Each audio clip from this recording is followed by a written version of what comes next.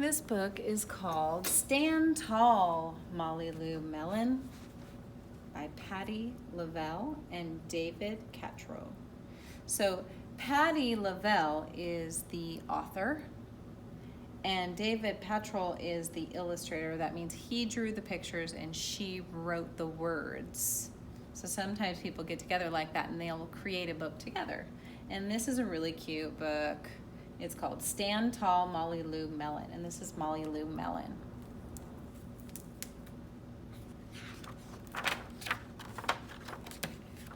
Molly Lou Melon stood just taller than her dog and was the shortest girl in the first grade. She didn't mind. Her grandma had told her, "Walk as proudly as you can and the world will look up to you."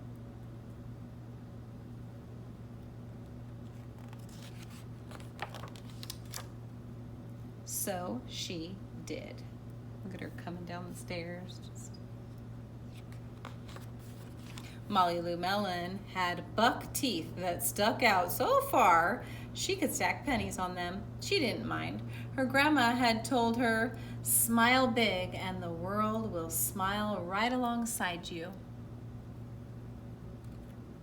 So her teeth are a little bit big for her face right now. So she did. Look at that smile. It's such a beautiful smile.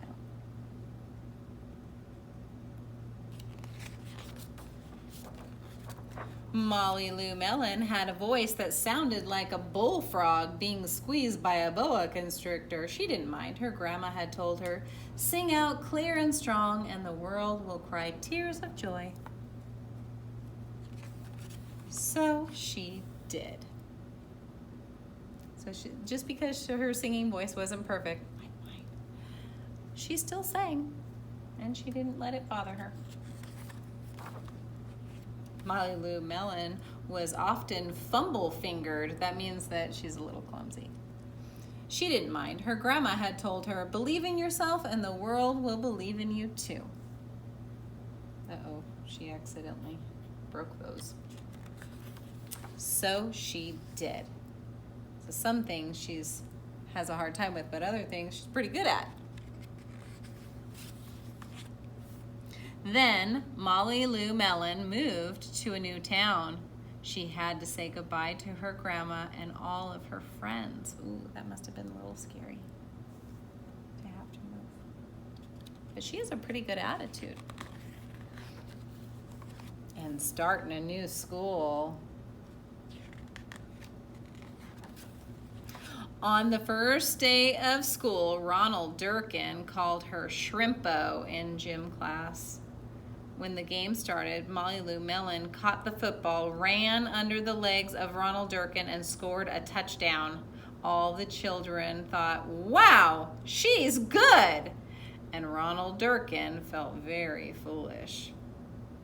So he was making fun of her, but she didn't let it bother her. She's just like, "Whatever, I'm still good at this game." And she was. On the second day of school, Ronald Durkin called her Bucky Tooth Beaver. Oh, he's calling her names.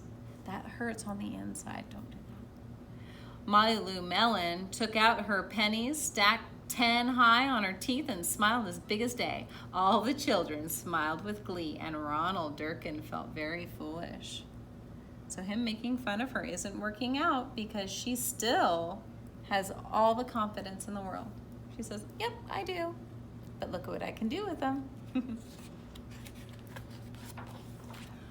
On the third day of school, Ronald Durkin said, "You sound like a sick duck, honk honk." Molly Lou Melon sang out a quack so clear and strong that it made Ronald Durkin somersault backwards, hit his head, and have to go to the nurse.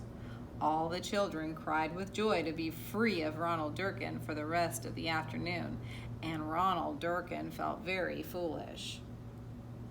He still hasn't learned his lesson that he shouldn't make fun of people.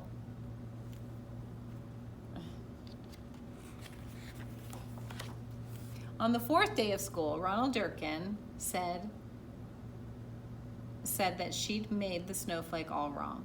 But Molly Lou Melon opened up her paper and revealed the most beautiful snowflake of all.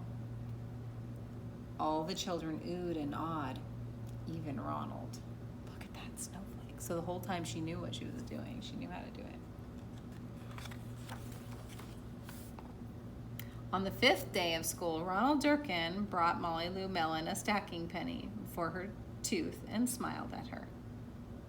He's starting to learn now. Being kind is always the best thing to do. That night, Molly Lou Melon took out a pencil and a piece of paper and wrote a letter to her grandma. Dear Grandma, I wanted to tell you that everything you told me was exactly right. Love, Molly Lou Melon.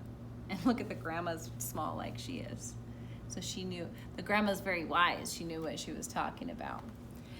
This book is about having confidence in yourself. That means feeling good enough about yourself not to let somebody's maybe mean comments affect who you are. So I would like you in your assignment to tell me something that you feel confident about, like something that you feel really good about, that you're good at. And you go, you know what, I'm really good at this.